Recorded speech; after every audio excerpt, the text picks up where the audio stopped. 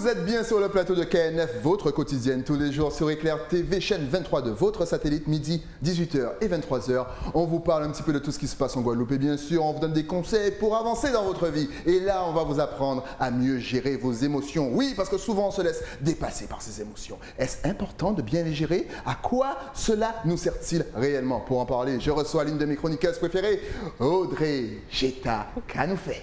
Ça va, ça va. Bien installée? Bien installée. Encore une fois, niveau style, écoutez, mes invités sont on flic. C'est excellent. Merci. Tu es donc kinésiologue. Peux-tu nous rappeler rapidement ce qu'est la kinésiologie? Bien sûr, la kinésiologie, c'est une pratique éducative qui permet à travers le test musculaire de pouvoir justement identifier vos blocages, donc toutes les sources de stress, donc des blocages physiques, mais aussi des blocages psychologiques. Alors bien sûr, quand on parle de stress, de blocage, souvent on pense à nos émotions. Est-ce que nous avons beaucoup du mal à gérer nos émotions ici en Guadeloupe? Alors oui, mais pas qu'en Guadeloupe. Non, parce qu'on a l'impression qu'on est très sanguin, très chaud. Oui, c'est vrai qu'on est particulièrement sanguin, mais après, c'est vrai que c'est pas qu'ici. Ça dépend de tout un chacun. Il y a des personnes qui peuvent être très sanguins et d'autres non.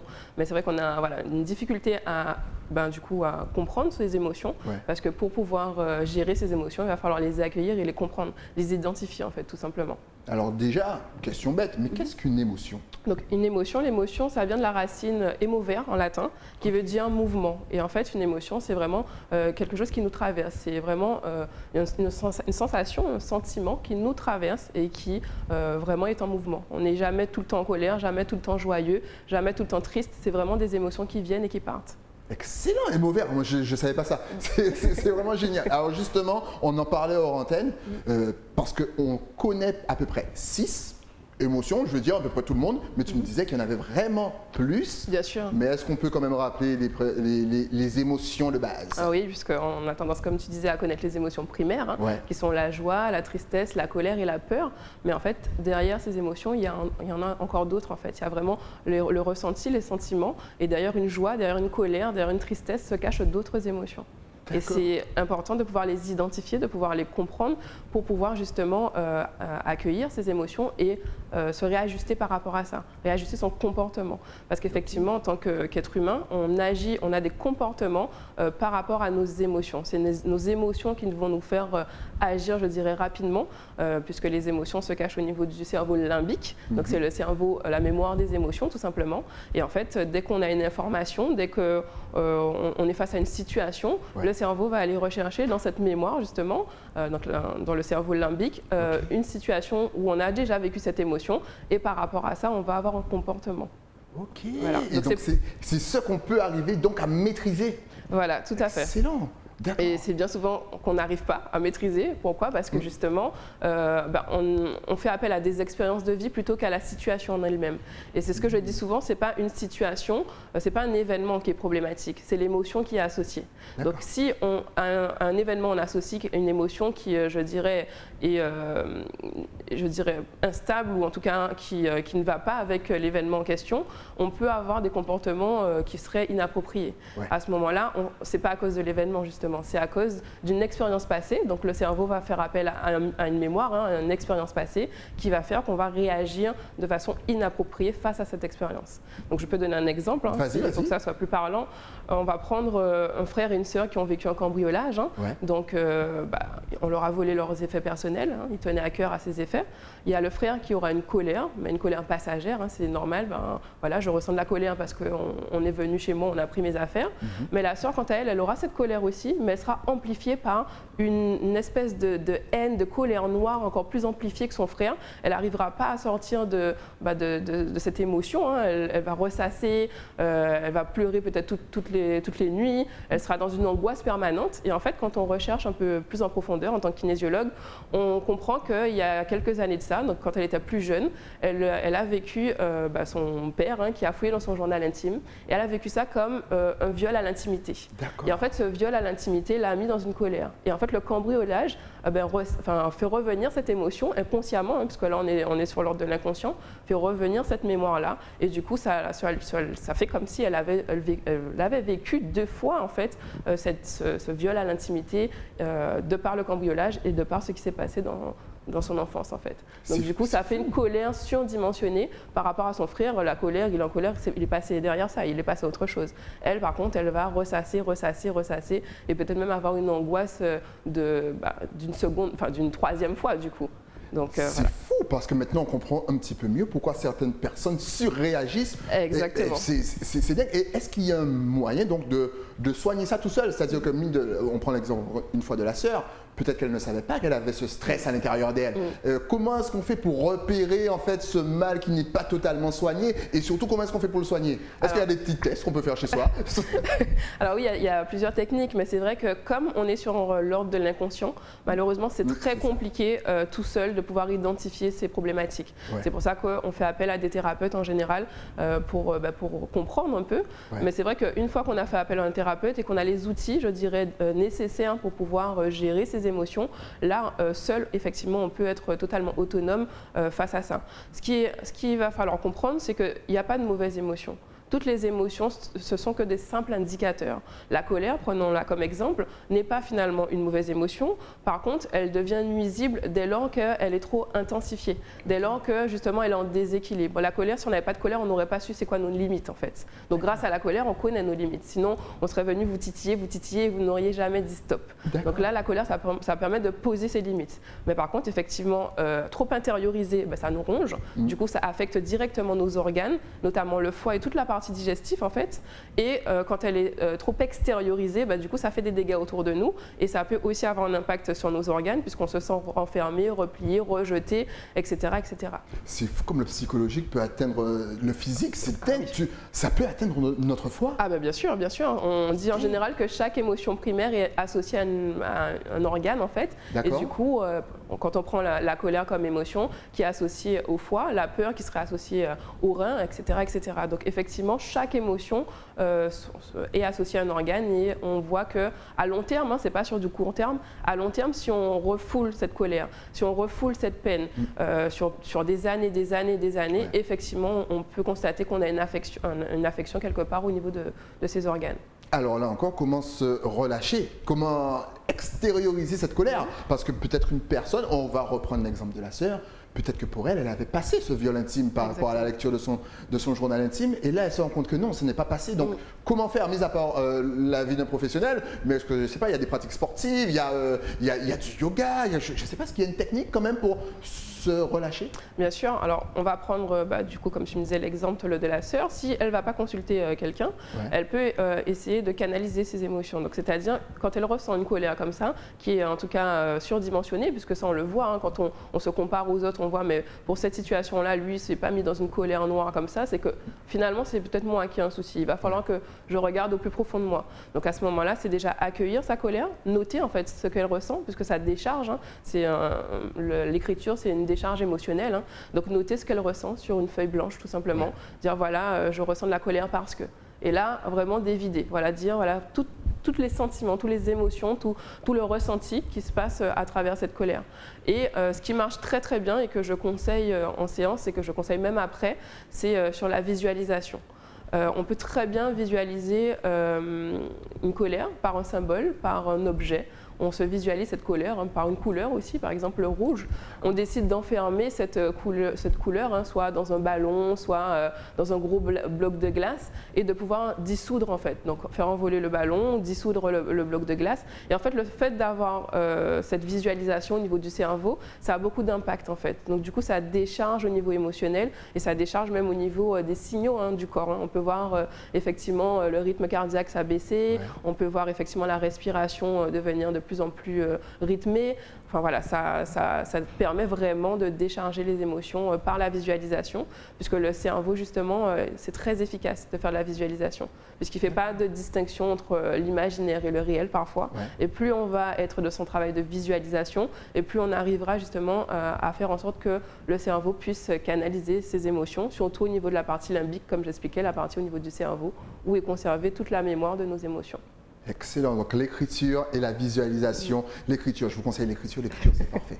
Justement, donc là on a vu ce qu'on peut faire personnellement, mais quelle thérapie adaptée justement pour gérer nos émotions? Oui, donc la kinésiologie est une des thérapies, parce qu'il y en a plein d'autres, et une des thérapies pour gérer ses émotions, puisque en fait, ce qu'il faut savoir aussi, c'est que les émotions sont le miroir de nos muscles. C'est-à-dire que quand on a des émotions fortes, ça interagit directement sur notre corps, ça interagit directement sur la tonicité musculaire. Donc par exemple, quand on est très triste ou très en colère, on verra la différence sur la tonicité musculaire. Et vu que nous, on travaille avec le test musculaire, on va tester vraiment 42 muscles, on va pouvoir voir où il manque cette tonicité. Parce que le but, c'est de redonner la tonicité au corps pour qu'on puisse être dans cette position assise, être debout pour vraiment pouvoir se maintenir et être plein d'énergie. Et quand on va avoir cette diminution de la tonicité musculaire, on va identifier l'émotion associée, puisqu'on arrive en tant que kinésiologue à identifier l'émotion qui est en déséquilibre. Et à ce moment-là, on va pouvoir la rééquilibrer à travers différentes techniques, donc des techniques plus structurelles, où on va renforcer le muscle, on va tonifier le muscle à travers des points neurovasculaires et des points neurolymphatiques, où vraiment ce sera des points spécifiques qui vont tonifier le muscle, ou sinon ce sera des techniques plus, je dirais, plus psychologiques, où là on va faire appel justement à la mémoire du corps, tout simplement. Quelle partie de notre vie est plus facile à gérer lorsqu'on est enfant ou lorsqu'on est adulte? Finalement, lorsqu'on est enfant. Ouais. Parce on est plus malléable. Voilà, c'est ça, et il y a moins de barrières. Parce que plus on grandit, plus malheureusement on se fait des barrières, on se crée aussi notre propre histoire, parce que ça nous a protégés, et que finalement, ce qui nous a protégés hier est finalement le frein d'aujourd'hui. Donc c'est vrai que plus on grandit, plus on met beaucoup d'obstacles, on a beaucoup plus de schémas, beaucoup plus de croyances limitantes qui font que c'est plus difficile après de pouvoir débloquer tout ça. Donc c'est vrai que quand j'ai des personnes qui viennent me voir en séance et qui s'attendent à un miracle, je veux pouvoir gérer ma colère, demain je veux pouvoir ne plus avoir de colère et tout, je leur dis non, c'est pas possible. Déjà il va falloir trouver l'origine de cette colère, pouvoir justement l'identifier et ensuite l'amoindrir, mais ça se fait pas en un jour. Vous vous êtes construit en plusieurs jours, on ne peut pas se déconstruire en un jour. Donc ça demande du temps. Il n'y a pas besoin effectivement de prendre 10 séances de kinésiologie, puisque encore une fois de plus, la kinésiologie, ça fera une aide supplémentaire. Donc on pourra justement, je dirais, lever la première vitesse, le premier déclencheur, avec plusieurs outils qu'on pourra donner, mais ce n'est pas quelque chose qui se fait en un jour. Il va vraiment falloir être patient et surtout comprendre, puisque la compréhension, c'est le plus important. Ramener aux consciences ce qui est jusqu'à présent inconscient. Ramener aux consciences ce qui est justement inconscient, c'est génial. Est-ce que tu as encore d'autres petites techniques? Voilà, l'écriture, la visualisation, est-ce que tu as encore d'autres petites techniques? Lorsqu'on est triste, comment est-ce qu'on fait pour gérer sa tristesse? Alors, on accepte déjà, parce qu'on on va pas faire tout pour dire non, je veux pas, je passe à autre chose, je mets de côté, parce que finalement, c'est omettre cette tristesse, elle va forcément revenir, et des fois, on regarde un film, ou bien on regarde un enfant traverser le passage piéton, se met à pleurer, on comprend pas pourquoi, mais en fait, c'est une émotion refoulée, et du coup, comme elle est refoulée, on pleure pour tout et n'importe quoi, ou en tout cas on a ce sentiment de tristesse pour tout et n'importe quoi. Donc déjà la première solution, c'est de l'accepter, donc qu'elle nous traverse, parce qu'encore une fois les émotions, elles sont en mouvement, elles sont en énergie, et après essayer de lire des choses, de faire des choses qui nous plaisent, là pour le coup de passer à autre chose et d'accepter juste que cette émotion est passagère et qu'on aura une autre émotion qui vient après. Voilà, ne vous inquiétez pas, l'Euro c'est terminé, mais la Coupe du Monde c'est bientôt. Oui, vous avez la même tristesse que moi, oui, je sais. Quelle est l'importance, on va le rappeler, de gérer ses émotions? L'importance de gérer ses émotions, c'est vraiment de pouvoir avoir un comportement adapté. Parce que si on arrive à gérer ses émotions, on arrive à avoir des comportements adaptés, ils ne seront pas inappropriés face à une situation. Et au-delà de ça, ça nous préserve aussi au niveau de la santé, puisque nos émotions nous permettent, si on arrive à les gérer, d'être en bonne santé tout simplement. Donc tout ce qui est ulcère et compagnie, ça peut arriver aussi à cause de nos émotions? Exactement. Les personnes qui ont tendance à être très en colère, comme je disais, tout se joue au niveau digestif, puisque même si effectivement la zone où c'est le plus localisé, la colère, c'est dans le foie, mais en fait tout ce qui est digestif, dès qu'on est très colérique, on peut effectivement avoir des problèmes au niveau digestif avec des ulcères, des remontées gastriques, etc. Oui, il paraît que là, c'est notre deuxième cerveau. Exactement. Donc, si vous n'allez pas bien là, c'est que vous n'allez pas bien là. Apparemment, c'est ça. Mais justement, le Guadeloupéen a beaucoup de problèmes de dos. Ouais. Est-ce que là aussi, encore une fois, c'est la gestion des émotions qui fait ça? Ah, tout à fait, oui. Parce que d'ailleurs, j'ai beaucoup de cas comme ça en séance. Des personnes qui viennent me voir me dire j'ai fait des IRM, j'ai fait des scanners, j'ai été voir des ostéopathes, j'ai été voir des kinés, j'ai toujours mal au dos. Et en fait, c'est parce qu'il y a une émotion bloquée quelque part et qu'il va falloir décharger cette émotion pour pouvoir justement accentuer, je dirais, le travail d'un ostéopathe ou d'un kiné. Parce que je ne dis pas qu'il ne faut pas aller voir de kiné ou d'ostéopathe, au contraire, je trouve qu'on est très complémentaires, puisque le kiné ou l'ostéopathe va agir sur la structure du corps, et nous, on va pouvoir débloquer avec l'émotion. Ok, c'est vraiment excellent. On a envie de parler avec toi pendant au moins 4 ans. Quelle est l'émotion qui revient le plus chez nous en Guadeloupe? La colère. La colère. Tu vois, je te dis, on est sous pression. Surtout maintenant, là, avec la fin du Covid, là, je vous vois sortir, vous êtes fou furieux. Ouais. Ah oui, la colère. Ouais, mais pas que, parce que je dirais finalement, je te dis la colère spontanément, mais en fait, c'est surtout une colère qu'il y a la culpabilité. La culpabilité? Ouais, c'est l'émotion qui revient le plus, en fait, puisqu'on a tendance à confondre culpabilité et responsabilité. Et en fait, il y a beaucoup de personnes qui se sentent coupables de plein de choses. Et en fait, c'est pas parce qu'on est responsable qu'on est coupable. À un moment donné, il va vraiment falloir faire la distinction et se dire, voilà, je suis responsable de ces actes-là et de ces choix-là, mais en aucun cas, je force qui que ce soit à faire quoi que ce soit. Donc, je ne dois pas ressentir de culpabilité face à une situation. Et finalement, on se rend compte qu'il y a énormément de culpabilité ici, après je pense dans d'autres pays aussi, mais c'est vrai qu'en Guadeloupe, j'ai beaucoup de clients qui ont de la colère à cause d'une culpabilité. Est-ce que tu as aussi beaucoup de chefs d'entreprise? Parce que j'imagine qu'au niveau de la gestion des émotions quand on est chef d'entreprise, ça doit partir dans tous les sens, ça doit être feu d'artifice. Ah oui, c'est sûr, c'est sûr. C'est compliqué parce qu'en plus on a un certain statut à mettre en place et qu'on veut garder. Et c'est vrai qu'on veut essayer d'être transparent, de ne pas montrer ses émotions, etc., etc. Et une fois arrivé à la maison, parfois on craque, parfois on déverse sa colère, on déverse sa fatigue et finalement ça peut faire des dégâts au sein du cocon familial. Donc c'est vrai que oui, je peux quand même avoir pas mal de personnes qui sont chefs d'entreprise qui viennent me voir pour évacuer tout ça et permettre d'avoir encore une fois de plus le comportement le plus approprié. Donc encore une fois, gérer vos émotions, c'est important pour vous, pour votre santé, mais aussi pour votre entourage et pour votre travail. Encore une fois, il y a d'autres domaines qu'on n'a pas justement explorés, puisqu'on a vu la santé, le domaine personnel, les enfants, les adultes, la retraite, on en a un petit peu tout vu, la colère, la joie, le stress et compagnie, les muscles, parce que là on a l'impression que c'est tellement vaste, on a l'impression qu'on est dominé. Donc finalement, ne faudrait-il pas nous apprendre à gérer nos émotions dès tout petit? Exactement, tu as trouvé le mot juste, parce que plus on arrive à gérer nos émotions plus petits et plus en grandissant, ça devient facile. Et moi, c'est des exercices que je donne beaucoup aux enfants, mais que je donne aux parents aussi pour leurs enfants. C'est quand un enfant ressent de la colère ou de la tristesse, de lui dire pourquoi. Qu'est-ce qui fait que tu es triste? Qu'est-ce qui fait que tu es en colère? Pas juste de lui dire ça suffit là, va dans ta chambre. Et on dit beaucoup ça ici. Parce que finalement, c'est pas pas bien. En plus, l'avantage des enfants, c'est qu'ils sont très spontanés. Donc quand ils ressentent une émotion, c'est passagère. On peut très bien voir un enfant pleurer et au bout de 2 secondes, le voir entraîne rien. Ce que nous, on a parfois du mal à faire, puisque d'ailleurs, quand on le fait, on nous traite de schizophrènes. Donc c'est vraiment, laisser les enfants ressentir leurs émotions, parce que, encore une fois de plus, une émotion est passagère. Et après, lui dire, voilà, pourquoi tu as ressenti de la colère? Qu'est-ce qui s'est passé? Qu'est-ce qui a fait que tu es comme ça? Et mettre des mots sur ce que je ressens. Et en plus, ça lui apprend du vocabulaire. Je suis en colère parce que je suis frustrée, parce que tu m'as tapé, parce que j'ai de l'amertume, etc., etc. Donc ça met des mots sur une émotion. Et vous voyez, elle mime le geste de l'écriture, encore une fois, c'est une très bonne technique. Et voilà, la discussion, la communication avec les tout-petits, ça ne mange pas de pain. En tout cas, merci de nous avoir éclairés. Mais si jamais on veut te poser 2 fois plus de questions, si on veut te voir, et oui, si on veut aller faire un petit coup de kinésiologie, est-ce que tu es connecté sur les réseaux sociaux, Facebook, Instagram, adresse email, surtout Magie, ça va s'afficher juste là, vas-y. En plus, ça fait des lives, oh là là. Connectez-vous à son Instagram parce qu'elle parle énormément, elle échange avec les collègues. Justement, peux-tu nous parler du concept de tes lives sur Instagram, audrey.kinésiologue? Oui, bien sûr. Donc, je fais des lives, au moins un live par mois, Ouais. où j'échange avec différents professionnels. Généralement, c'est aussi avec des kinésiologues comme moi, mais ça peut être aussi avec d'autres personnes. J'ai un prochain live qui sera avec une coach sportif pour parler de kinésiologie et de sport, puisqu'en fait, c'est très complémentaire aussi. Donc, la kinésiologie permet d'apporter une performance physique. Donc ça aide en plus du coaching qui aide aussi sur la performance physique.